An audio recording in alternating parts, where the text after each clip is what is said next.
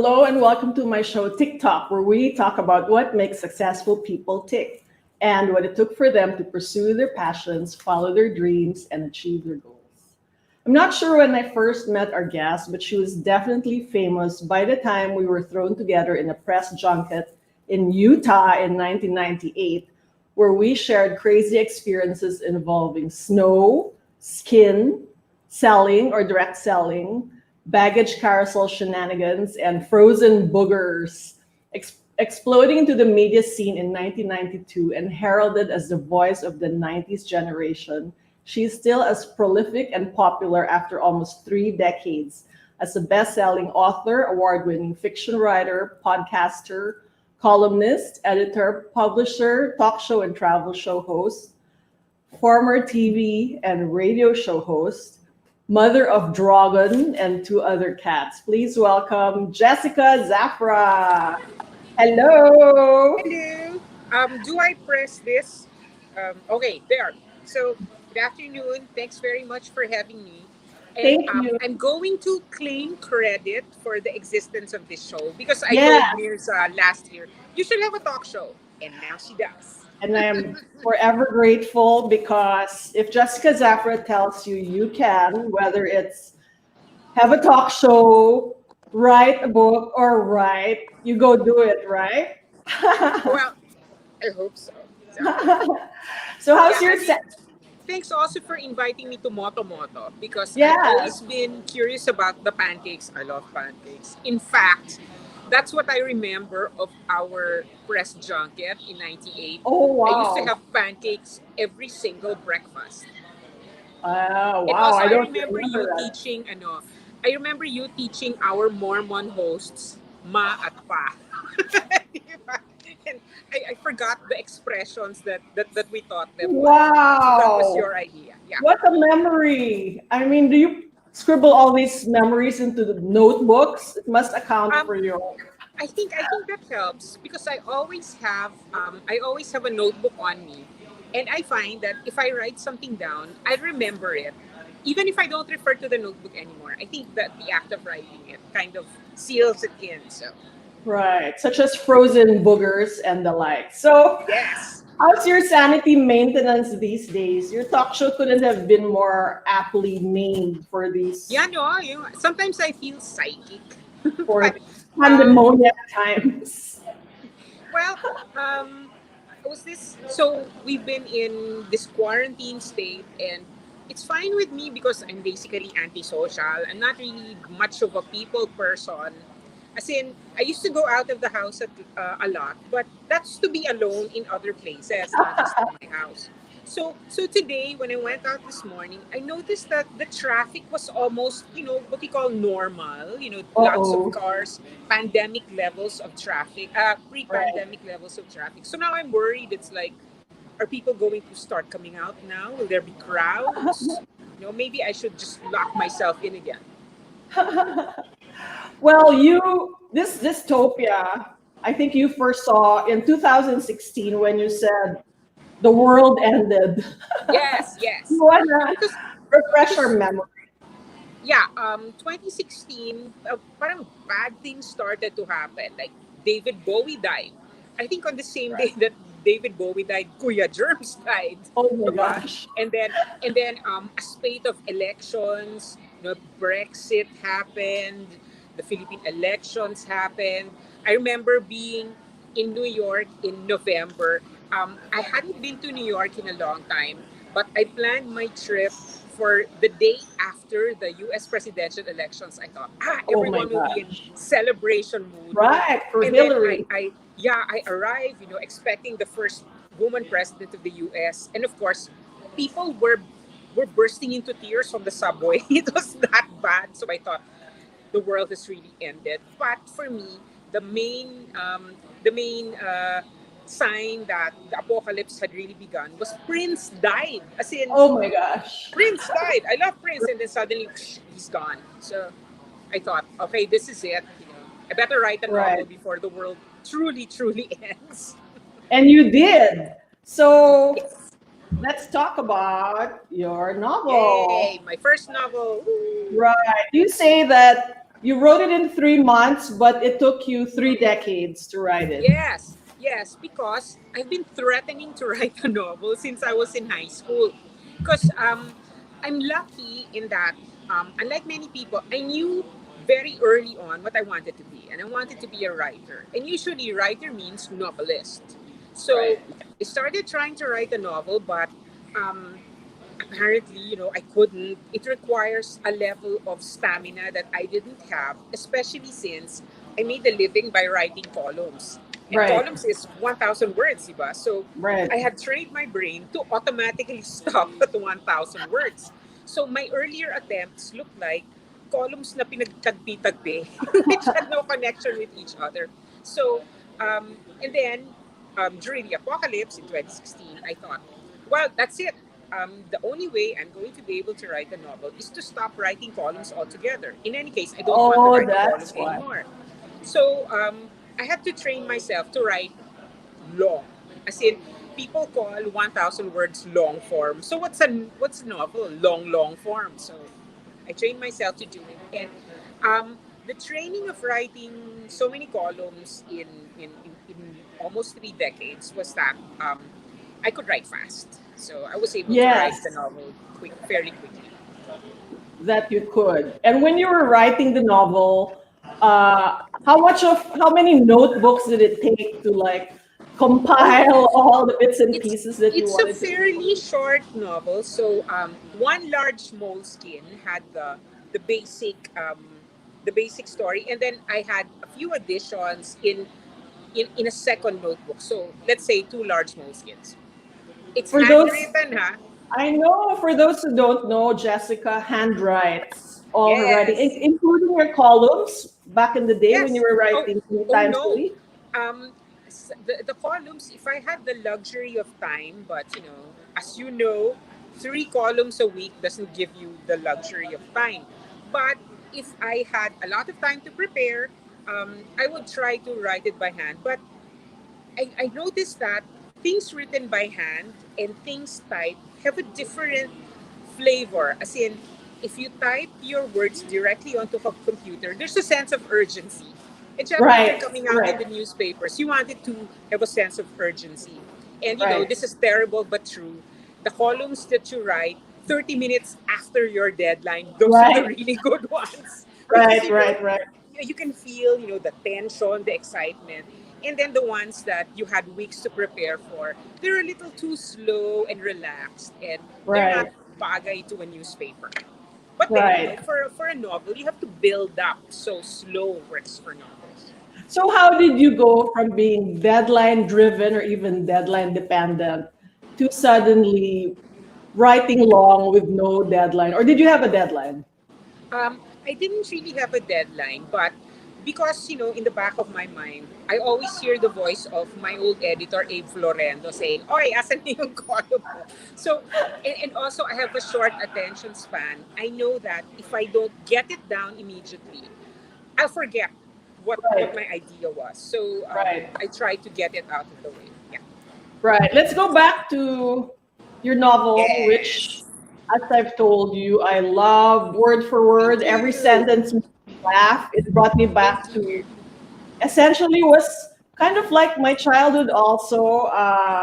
Science high school, Yeah, the 70s, nerd experience. 70s and 80s, and the songs, the pop culture, and even remember when I asked you, I'm guessing that these are the following real identities of the characters Yes. in the book. And you said that I guessed everything right. I mean, society figures, tycoons. How much of Guada is you? How many percent of Oh, Guada is you? I would say that the way she thinks is a lot like me. Her circumstances were different. I made it a lot more dramatic, and I worked in my whole theory of world domination. I made her Right, parents ex OFWs, but right, a lot of her thinking is really me because I had a really really terrible adolescence. As in there's a section in the book that's Guada's diary. That's yes, pretty much how I felt. I didn't want to go to Philippine science, but when you as you well know, if you pass the Entrance entrance exams exams. to a You must science high go. school, it's your parents who really, really want Right. you to go. And I had the Right. sort of parents that you really do not say no to. In Oh. fact, I learned later in life that the way to manage my parents is to act like I agree with everything. Okay, reverse psychology. Yes. And so I was really miserable because I was happy in St. Teresa's. As in, I had my friends there. But then, I moved to Philippine Science. It was the first time I was actually in a class with boys. Boys are an alien species to me. I did not Right, have right. any brothers. In fact, I have one sister who's 12 years younger than me. So Oh, we didn't wow. even have the competition stage because, the age gap was too small. So I moved to Philippine Science. And then the most shocking thing um, was this people were really, really good in math and the sciences. As in, people would be asleep, and then the teacher would ask them a question, and then they'd wake up, look at the blackboard, and know instantly how to solve it. While I would be struggling, like, what the hell is this? All those numbers look like gibberish to me. And so that was a shocker because in grade school I had really good grades. I didn't really put in Right, much effort, but suddenly in high school, wow, you mean I have to study? So that was a shock. And then right.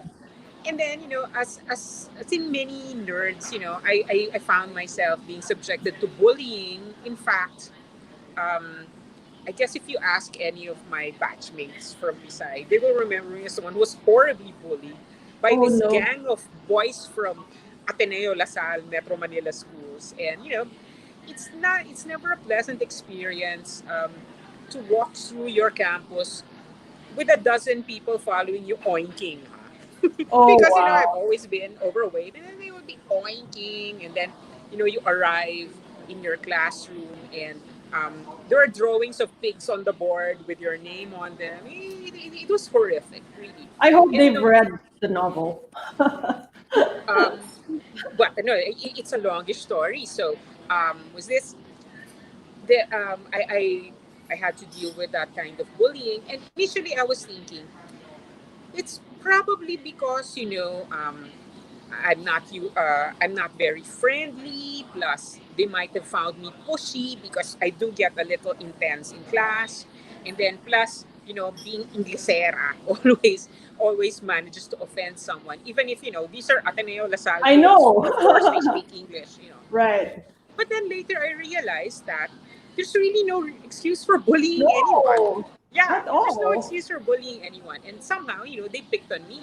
And it's very weird now when people tell me na, see, it made you stronger. What the hell? I wouldn't wish that on anyone. I wouldn't wish that on anyone. Parang, I could have gone either way. I could have just killed myself or killed a lot of people. So I Right. find myself lucky Like to in have the avoided those two fantasies of extremes. Guada. Yeah.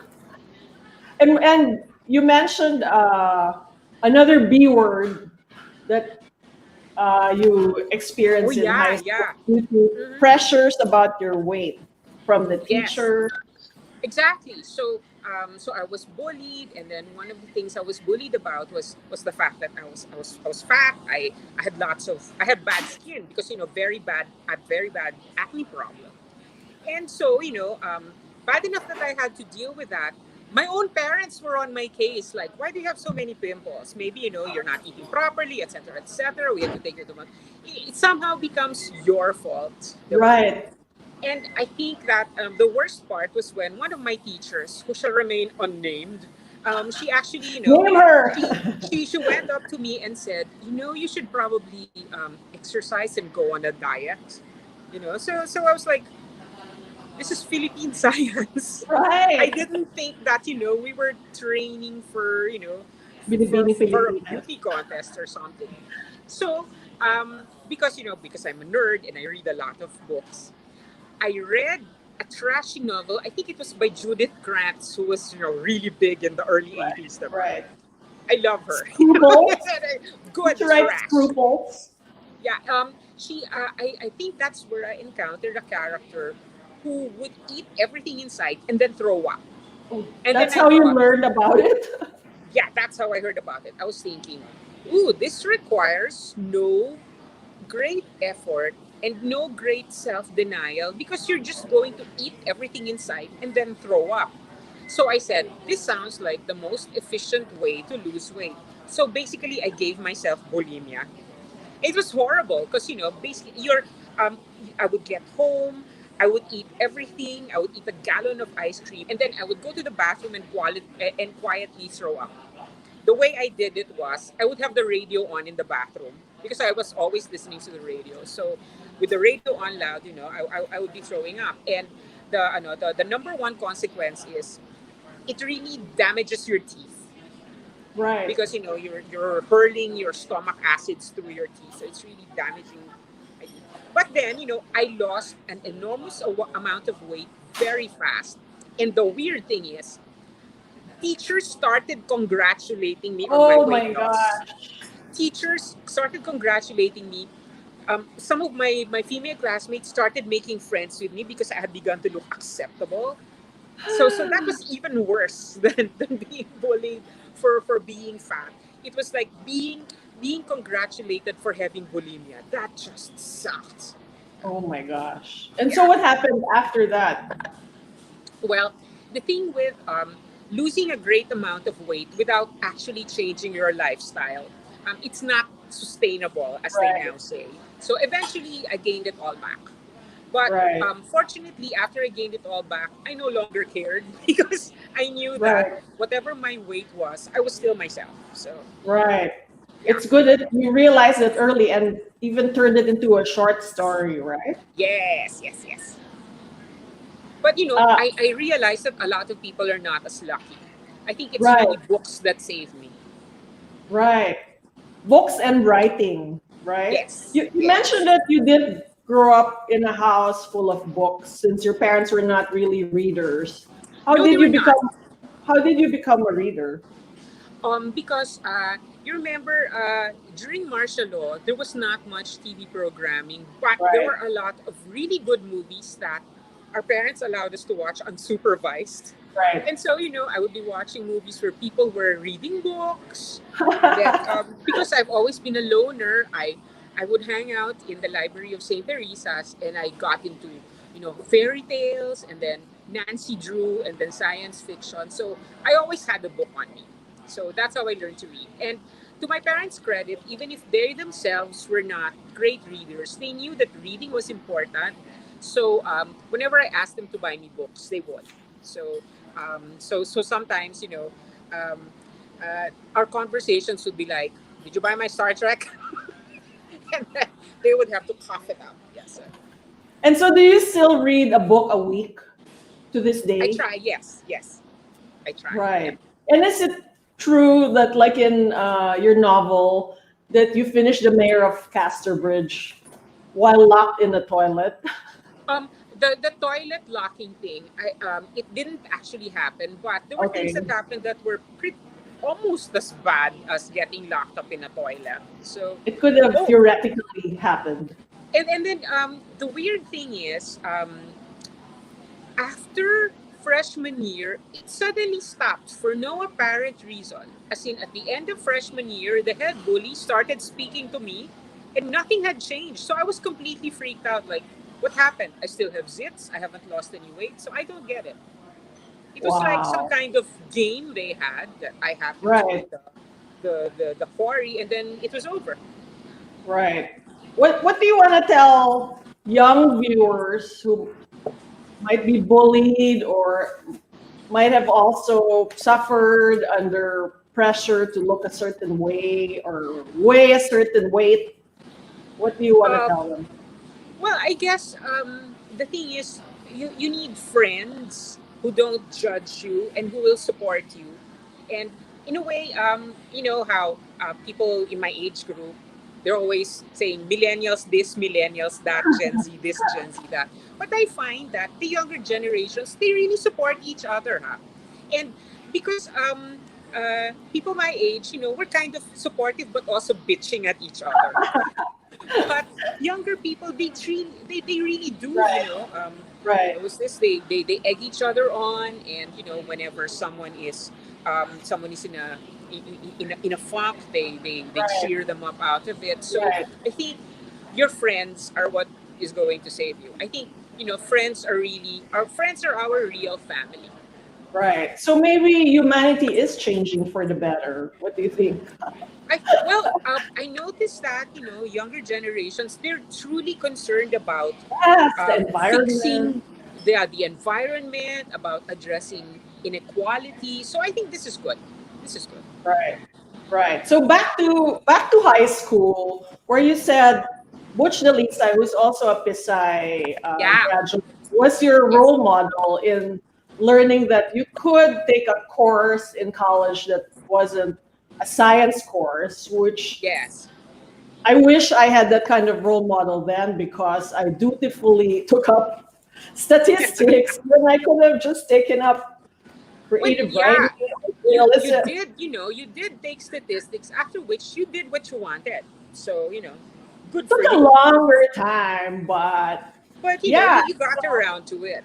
So I'm lucky in that when I was in high school, Bush Delise gave a talk, and he was already a prominent writer, and I also wanted to be a writer, and I said, aha, Puede, this can puede. work. Yeah, I can be a writer. So Right. But you did not take up creative writing and instead, and Bush Delisa has something to do with that also, because okay, I thought, okay, I will major in English because I love to read. So I went to UP, I majored in English, and then there's four concentrations in the Department of English and Comparative Lit. And so I had a choice between creative writing and comparative literature. And so I remember Kasaa, where everyone had yes, breakfast. yes. So one morning I was in Casa, and Bush Lisa was there, and we knew each Oh, other, because of Pisay, and also because I had attended the UP Summer Writers Workshop. That's the only writing workshop I've ever been to. So already you were so young. Wow. when I was second year, I wrote my first story, which is totally a rip off of J.D. Salinger, and somehow I got in. And then so after that, I ran into Butch Delisa. I said, it's time for me to choose my concentration. So should I go for creative writing or comparative lit? And he said, well, since you already know how to write, take comparative lit na lang, because that's you're going Right, to read a lot. And it right, turned out to be a wonderful, wonderful decision. So I owe right, Butch Delisa. right. And that's why you're probably the most well-read person Oh I know. no, I have No? some friends who have read far more than I have, and so I'm never going to not be friends with them, because Right. Your fiction is full of the most absurd situations and characters. Uh, that one might think that you have such a great imagination, but some very absurd things have actually happened to you.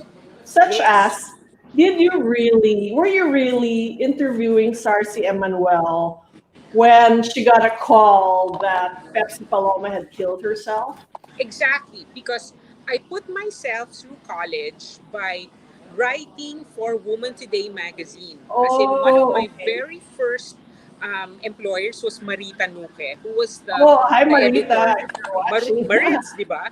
Maritz, as in, she was the editor of Woman Today. And I remember I got it into my head now, oh, I think I can freelance as a writer. And Right. one day I wrote a movie review. I typed it on my typewriter. It was the early 80s. And I looked up the address of Woman Today, and then I went there. And it just so happened that Marita is pretty much like me. She wants to have lunch in the office by herself while everyone Okay. else was out to lunch. And so I happened to go there, and she was the only one there. So we had an actual conversation. I showed her my work, and then she says, well, okay, can you interview our cover person next week? And I thought, Oh wow, wow. immediately a cover. And so that became my my part-time job when I was it was beginning in, I think, for first and second year college. That's how I Right. paid my tuition, because my tuition was 360 pesos in UP. Wow. So that's like three articles, Ako because naman 400. so 400 pesos. was this I wrote SARS a lot of Emanuel. cover stories, and interviews with starlets, with some big stars like Nora Honor. I only Right. waited 4 hours. Right. Um, and one of the subjects was Sarsi Emanuel, who was, for your very young Yes. audience, A she top was a bold bold star. star of the 80s. But she was an extraordinary bold star in that she could really act. She was a fantastic actress. And so I go to interview her at her house. I think it was even near St. Teresa's. So we had a nice conversation because she was only a few years older than me, and she found it amusing that she was being interviewed by a college student, and so she was asking me a lot of questions about how real people Wow. live and how Oh, girls go to wow. college, etc. So we were really, almost bonding, I would say. And then the phone rings, and somebody told her that her friend Pepsi Oh, Paloma had my hanged gosh. herself. At which point she freaks out and starts throwing furniture. And I flatten myself against the wall and think, so our interview's over. so, I never did get to finish the interview. So. Oh, wow. And ever, did you ever know what ever happened to her? Um, well, I never saw her again, but later, in the 90s, I became friends with the director, Peque Galiaga. And Yes. Peque Galiaga directed Sarsi Emanuel in, I think, one of his best films, Virgin Scorpion. Forest. Oh, As Virgin in, if Forest. anyone can find a copy of Virgin Right. Forest, it's wonderful. As in, forget about the title. Mother Lily thought of that title, but it's a really good movie about the beginning of the Philippine American War. Right. And so, in Peke's story, they were shooting somewhere in Atimonan, Quezon. And Sarsi Emanuel, her manager, was this famous optometrist turned talent manager. His name was Ray de la Oh, Cruz, oh right? my gosh. Was he an optometrist? As in, Doctor. as in, Dr. Ray de la Ray de la Cruz. Cruz, the manager of the soft drink beauties. Right. Sarsi Emanuel, Coca Pepsi Nicolas. Paloma, Coca Nicolas. Kawawa naman the people who don't remember the 80s. They don't remember this absurdity going on, di ba? Anyway, so Pepsi had call time in Atimonan at like 7 a.m. And then Ray de la Cruz, her manager, had booked her for a Santa Cruzan the night before. The Santa Cruzan is in Manila. How is she going to get from Manila to Atimonan, Quezon, right? But Sarsi was something else, as in, still dressed in her Sagala costume, she hails a taxi. She Wow. convinces the driver to drive her to Atimonan, Quezon. And then they just stopped for dinner, for breaks, for meals. Wow. And so Peke says, in the morning in Atimonan, because I think they were camping somewhere, they get out of their tents and they see Sarsi Emanuel arriving in a taxi and, Right. getting ready for her makeup. And it's like, that's a professional. Wow. It sounds like one of your stories, actually. Yeah. Okay, anyone who listened to this, don't use it because I will. Okay. Reserve. Reserve for Jessica. In the next 3 decades, you actually made a living out of writing. And yet this is something you do not encourage other I don't writers encourage to it do. Why? because, well, you you um you don't get any sort of financial security because if you're a freelance writer, you're working on volume. So you write and write and write. Some of the stuff you don't necessarily love, so you have to pretend to be enthusiastic about it. And Right. meanwhile, you move farther and farther away from the writing you yourself want to do. Right. So, Right. if you do want to be a writer, of course, it's hard to make a living as a writer. So I would suggest getting a day job that is as far away from writing as possible, and then keeping your free time for the writing. Right. I know that so well now because having worked as a journalist for 25 years, I did not get to do any kind of writing for myself I hope you're because, getting some time now. yes, and Great. you are very, very encouraging. So I thank you for that. What can you say about the media landscape now? It's changed so rapidly in the last decade, such that writers or anyone with any kind of job for that matter has had to do lots of self promotion, or else people think you don't exist. Everyone has to become an influencer of sorts. Exactly. Like, yeah, my book came out, and I'm well aware that self promotion is now one of the skills that writers have to Right, have. You can't just. I used to rely on my publisher to sell it, and it helped that I was on TV. Because if you're in the public eye, people are right, curious about you, and then they'll want to read right. to see your other work. But now that I'm not on traditional TV, I have to be on social media. So I had to So, a friend of mine used to run my Instagram, but but when now her you're the father one. became ill, I said, okay, I'll figure it out. So now I'm actually Right, doing my own Instagram. I'm right, actually enjoying it. I said, right, I'm in regular touch with you. If it weren't for Instagram, we would not right. be talking as much. True, because we Yeah, communicate through it. But actually, as Don Haushen said, you're the original influencer. Back in yeah. the day where columnists were like the source of influence, as Lourdes de Vera said, your influence made kids buy copies of Pilot Pants, Catcher in the Rye, and I'm sure later on Cat Yeah. Eye glasses, Doc Martens. People even I'm going imitated your I'm writing going to style. totally so aside from taking credit for getting you to do a talk show, I'm going to take credit then for the career of Don Haushan, Yeah. who Oh would have who wow. would have had a very happy career in the medical services Oh, is profession that right? if it weren't for my evil influence. And Lord, I've known forever because he was our intern at the newspaper. Ah, And so, no I think the first wonder. words I ever addressed to him is, "Oh, you're the intern. Okay, slave, bring me that chair."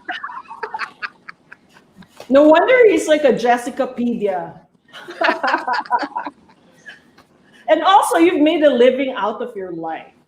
Like, sorry to say, the Kardashians or many influencers. What's that like? And what weird things have happened to Yeah, so you well, because of this?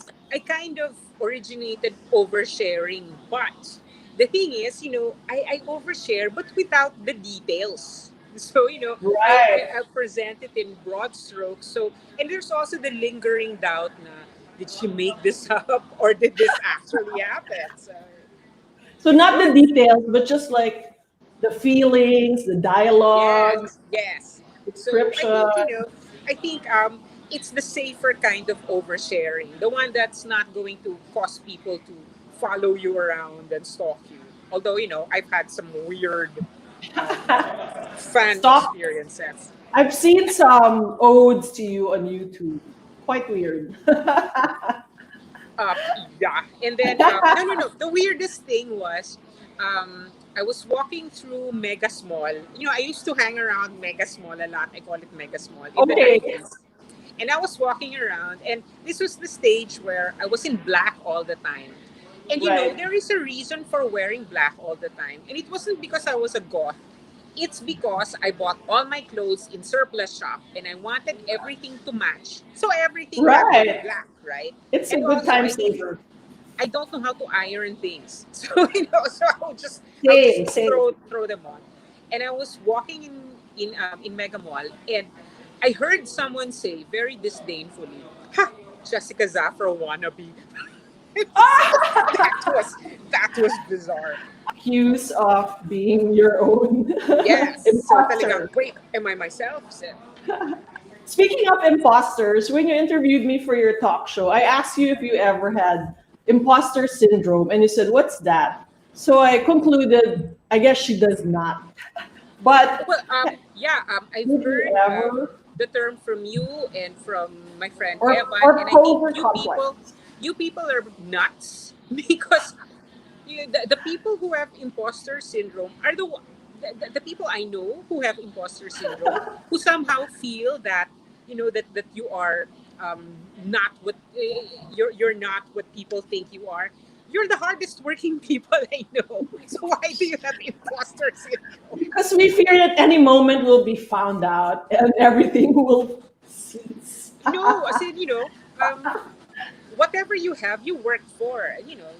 I respect that. True, true. There is work. But are you ever, uh, do you ever experience self doubt or a lack of confidence in? I know you're very accomplished and prolific, but are there times where you actually doubt yourself or your Oh, a lot. talents? A lot. As in, I think one asked during my book launch, how do you feel about your own work?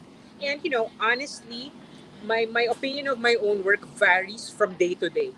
As in, I look at something I wrote a long time ago and I'll have one of two opinions. Either I'll think, oh wow, I used to be great and now I'm crap. Or I look at it and think, how did this ever get published?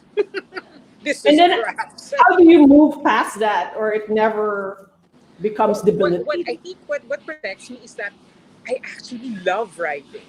So, Okay, as in, the end result is right, secondary to the fact that I right, love writing. So, I just right. keep on writing. Sometimes it will suck. Sorry, but it really makes me happy. I Writing heard is the it thing in that a makes me happy. I heard it in a master class. Value the process and detach from the outcome. Yes, yes. Right. So another So the things reason, that make me happy, writing and cats. okay, when did your love affair with cats start? Is it like Guada in childhood? Yes, yes. As in, I've always loved cats, but my parents wouldn't let me keep a cat in the house. So I didn't actually start adopting cats until I was living alone. So, and then arguably, my first cat, Pussy, adopted me. As in, Oh, because I rescue cats. As in, I pick them up okay. off the street. And Right, sometimes, some of them literally show up at my doorstep and refuse right, to leave. So, my cats adopt. right. I remember getting a text from you about the cat that hung out in Momo in Ayala Yes, Triangle. yes. There were some really nice cats in Ayala Triangle Gardens. Yes. They're still there. I was just there this morning, and Oh, cool, cool. there And is a pack of now there regulars. are some very active animal welfare groups. They Yes. use their own money, their own they Wow. devote their time to feeding stray cats, having them spayed and neutered, vaccinated, and so on. And they So even good for have them. social media pages for these groups, right? Exactly. Right. Another reason why your writing resonates so much with so many readers is that you have a deep understanding of the Filipino psyche, whether they are OFWs or supermodels or Spanish tycoons or social arbiters. Where does this understanding come from? You say that you're Um, an introvert and you're pretty much antisocial, but how do you learn about these well, characters? um, observation, as in, when I get to know a person, I become very curious about their lives. So, at the same time, I read a lot. So, there are characters in Jane Austen Right, or Tolstoy who are very familiar to me because they sound like people I know. So, um, it's true to say that a lot of the characters in my novel are based on real people, but I can't say I know them that well. So right, it's what I know of them plus what I think they might be like based on things I've read. right. And I'm sure it helps to have a barkada like you do. Dami nilang kwento. Yes, exactly. In fact, it's gotten so I have to warn them. Thanks for the story. I'm going to use that hack. And even if you say you're antisocial, I must say I'm really, really grateful because you're so nice. Not to be corny, but I know you wrote about when you're introduced to people and you're polite and funny, they say, "Wow, you're nice naman pala," and then it really Yes, ticks you exactly. It's off. like, did you expect me to bite you? Because I suppose I could. But, you know, the thing is, when people form an opinion of you, they think that's you. I think Right. it's a very limited view of people because people True. are complicated. People are full of True. contradictions. And I think we should respect that. It's what makes True. people fun. True. So we have so many questions from our Yes, please. readers. So Shoot. let's start flashing them. Uh, from a lady named Noelle de Jesus. Hi, Noelle. She's in Singapore. It took 3 months to write The Age of Aquarius. TAOC. Okay, what happened to the manuscript between then and 2020? Okay. So I wrote it in 2016, and then I decided I'll put this away for a while, and then I'll go back to it. I'll see if it needs a rewrite. Okay. So I put it away. I went back to it. I thought, I think this is probably the best I can do because um, was this I don't really have the patience to rework it. So and then I got it into my head now. I think I'll try to get an agent in the US or the UK. Right. Because I think it's a dream for a lot of people to to publish internationally, diba? So I tried that, and it's a long process of sending cold queries because the way publishing in the US works is you have to have an agent, right? Right. Right. So for the next 6 months, I'm writing to agents, waiting for them to get back to me, and then when they get back to you, they'll ask for the manuscript, and then you send it, and then you have to wait a few months while they read it, and then they get back to you. And I had a couple of close calls with agents. Um, One really good one that I was hoping would take me on, and we had nice conversations. But then in the end, he said, "This is probably really not for us." But I'm still hoping. So that took a year, and then after that, I thought, well, let's see, let's see what happens next. And then I forgot about it. Okay. I forgot about it, and I think in 2018, I gave them my longtime publisher from Anvil, Carino Bolasco. She retired. She had retired in 2016, and she moved to Ateneo University Press. And Right. then she told me that they had an imprint, Bughaw, where they were trying to publish more non-academic materials, more literature, more fiction. And so I thought, well, I started with you. I might as well give you my first novel. So I gave her my first novel. And then I kept pushing back publication because first I was working with the Czechs and the Poles and the Poles, Right. Right. yeah. And I they arranged for a travel book, and I thought, oh, sige, let's put the travel book out first. Then after the Right. travel book came out, that was 2018. And then last year, I thought, no, I think I'll have a collected short stories first, so Yes. people remember that I just didn't produce just columns. I also Yeah. wrote a lot of short stories. Yes, that's my cat robot. 27 stories for 27 years. Yes, and then after that, I thought, okay, novel. So ouch. Finally. And it's now available in Yes, bookstores, right? We have a question about, is it it's in available? Mount Cloud, in Baguio, and online. And then you can get it in Shopee and Lazada. Ateneo University Press has Shopee and Lazada stores. And then next month, it'll be in fully booked in the brick and mortar stores and online. Right. From So John yes, my Lemon. book is available in stores. Yes. From John Lemon, who are your favorite Japanese authors?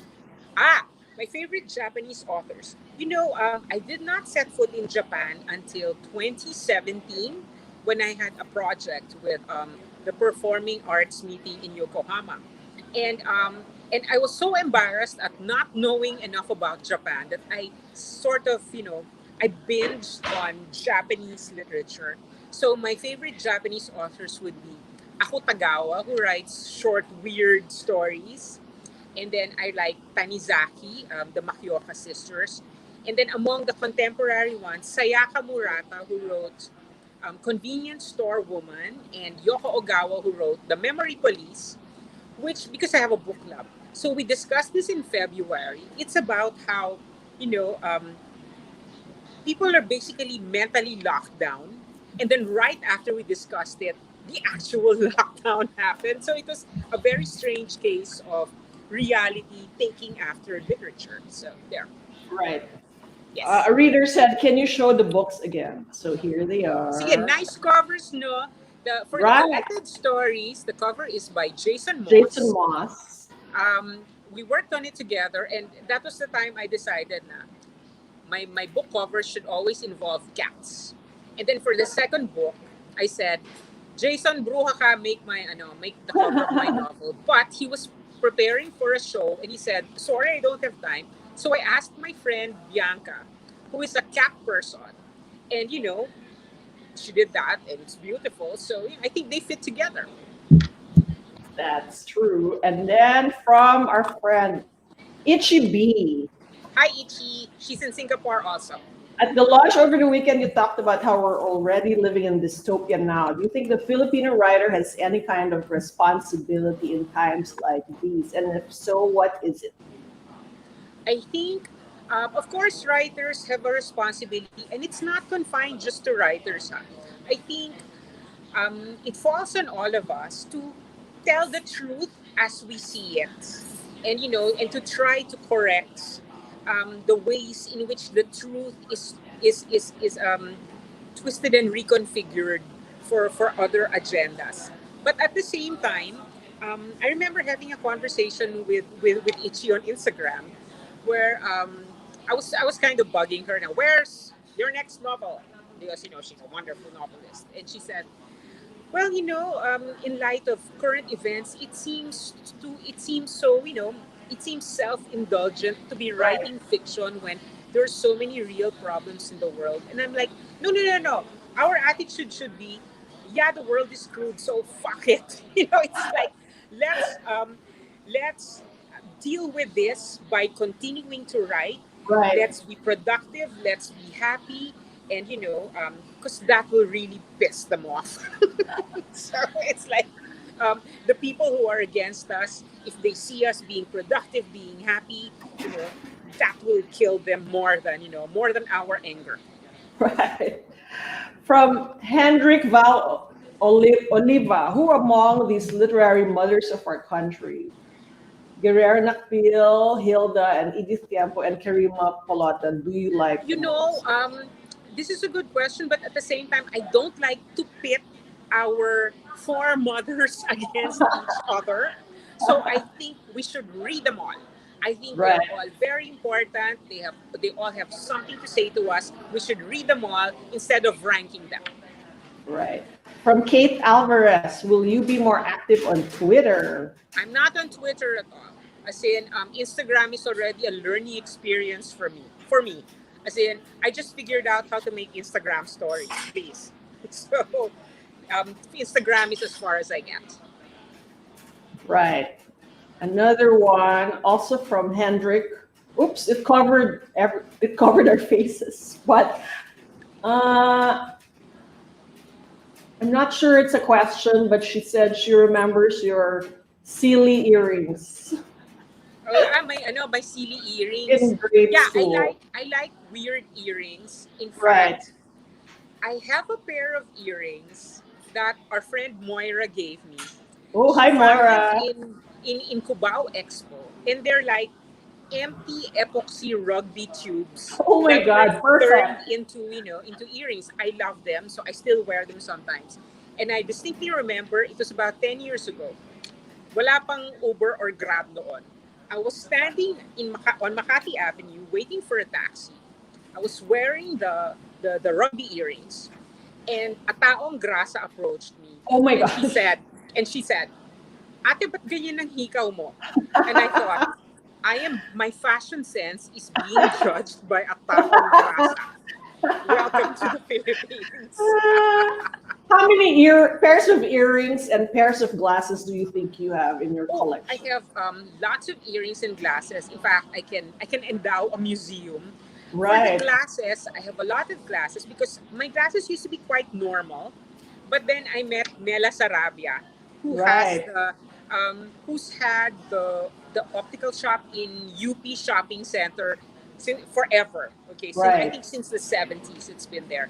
And she said, for you, those glasses are too traditional. Let's go with Oh, vintage. she's the one. Yeah, Okay. and she had because her grandfather was the first her great grandfather was the first optometrist, So her family has always been in the eyeglasses business. So she had a collection of, vintage glasses. Some of them, lacking one leg na and whatever. And she would fix them, and she would make these glasses for me. And she continues to make glasses for me, and I love them. So, and then I augment them because every time I travel, I go to flea markets. I go to, I look for Right. strange glasses, and then I ask her to put my prescription lenses on. So Nella Sarabia at UP Shopping Center is the source.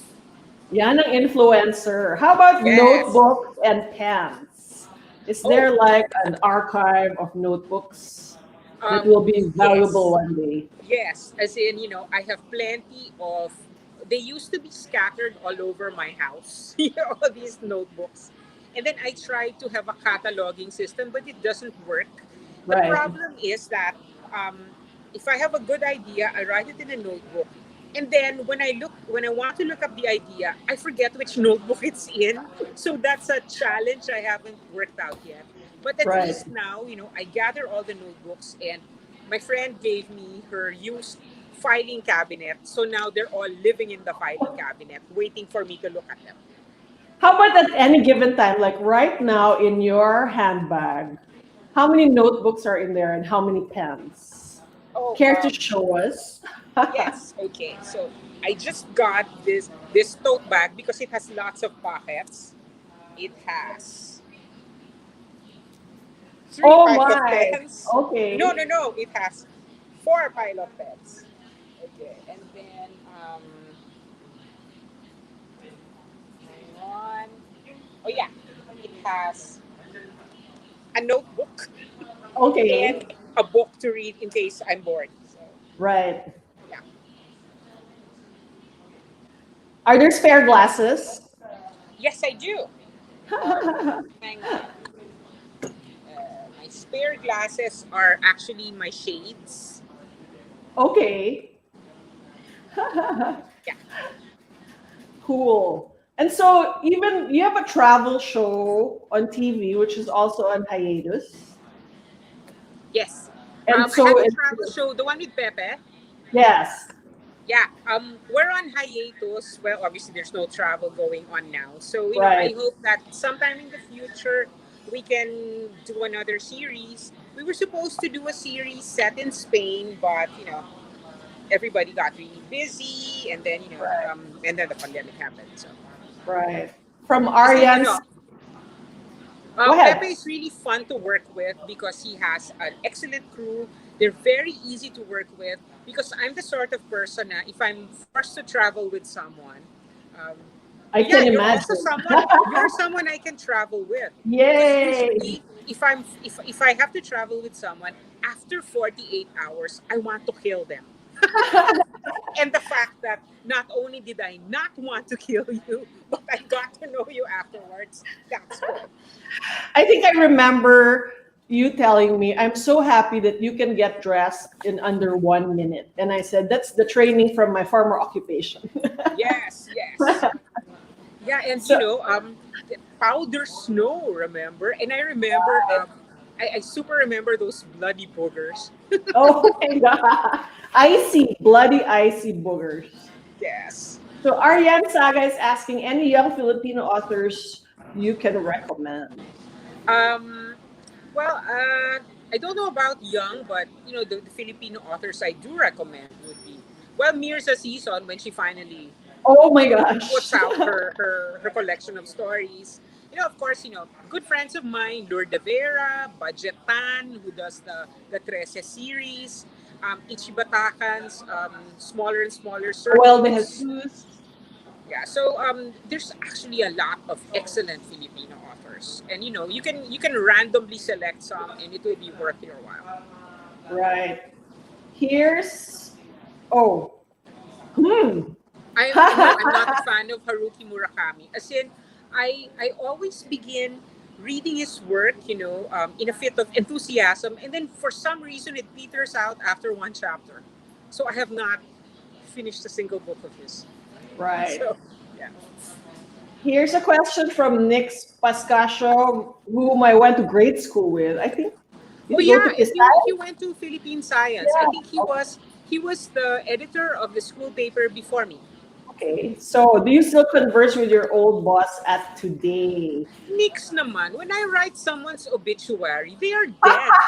As in, short of staging a Right. seance, how are you going to speak to them? And Right. also, I'm sorry, Nix, but I find this question annoying because what was the point of writing an obituary for attention?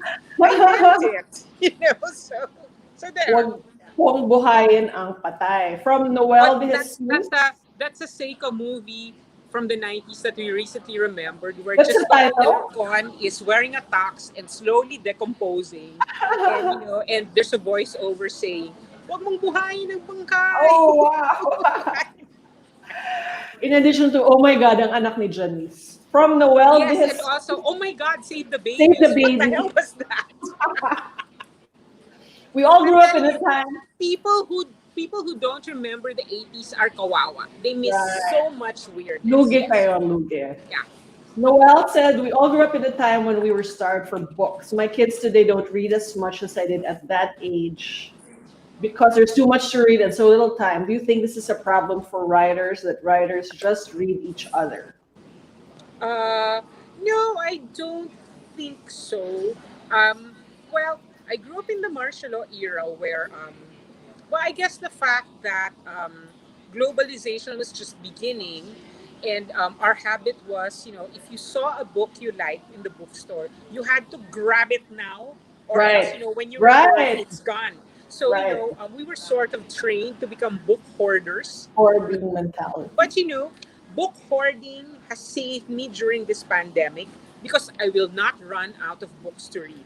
There's a wonderful Japanese word, tsundoku. So, I live in a Ah, fortress made of tsundoku, and that's what's keeping me sane. So, right. I think kids today, there's just so much competition for their time. And Right. also, I think kids today are under more Or pressure. or short So, attention spans also. yes, but it's always heartening when I see people, picking up books and reading. Like I met Reese Lansangan, who's a Right. singer-songwriter, and she actually has a book club. As in, I first heard about her because I went to Fully Book, and there were these stamps on the books. These were books that she was recommending, and I thought, that was a great idea because there is a lot of reading going on. We just don't see it, and also because young adult fiction has really taken off in the last 10 years or so. So um, a lot of us, I admit sometimes I am, are disdainful of being smart young adult. But, kids are reading this in huge quantities. And Right. some of that stuff is really good. So, Right. in fact, I always mention The Catcher in the Rye as one of my formative texts. And if it were published today, it would be totally in the young adult section. True. From Lala Rimando, she's suggesting you try Evernote and take pictures of your handwritten notes. Then you can search for everything. No, I don't want to digitize anything. I would prefer to, keep my ancient filing system. Yes. And Nick Pascasio said, sorry, didn't realize it was an Nix, obituary. the title was Obituary for the Formerly Brilliant. Ah, would you say that writing well is the best revenge? What? Writing well is the best revenge. I guess so. I guess so. Because the way I feel now, when something really terrible happens, is, oh, something really terrible happened, but then, oh, I can write about this. So I'm always of two minds. It's always the silver lining in anything. It's like, oh, a disaster. Wow, something to write about. I I'm realize it's a little bloodthirsty of me, but we work with what we right. have. So. I'm sure everyone's so excited to find out what you're going to write about these times. Are you already compiling Well, notes and observations?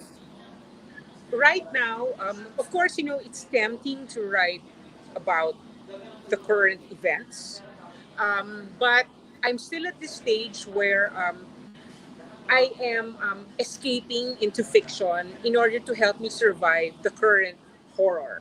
Okay, Right. but um, Ichibi wants to know, where do you find hope these Yes, days? that was my Well, next as question. always, in books, in movies, in friends, and a lot of the time it's really a matter of, it's really a choice being hopeful, because sometimes you look at the world and everything has really gone to hell, so you Right. really have.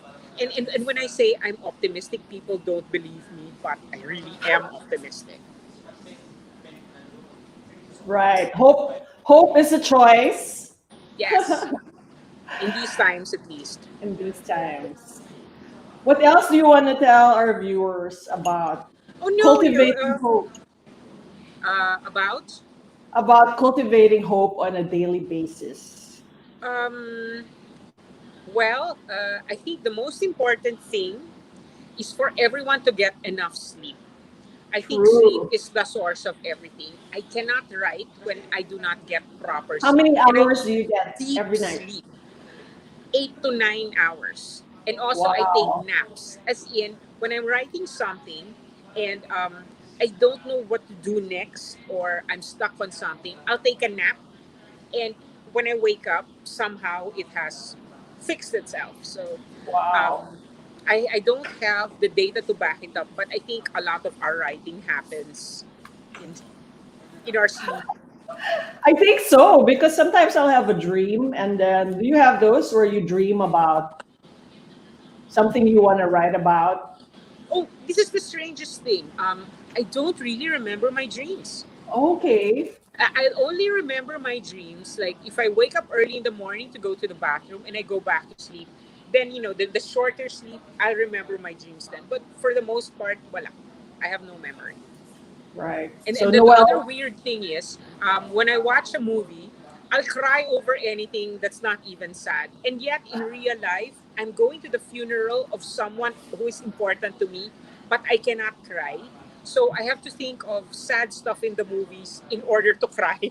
right. I Yeah. think I'm the same. I couldn't cry at my own wedding while the groom was crying. But I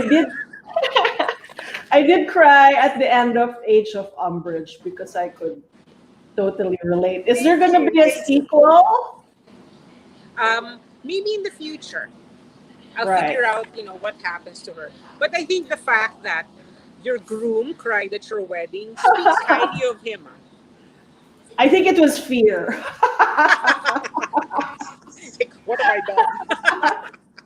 And is there another novel in the works?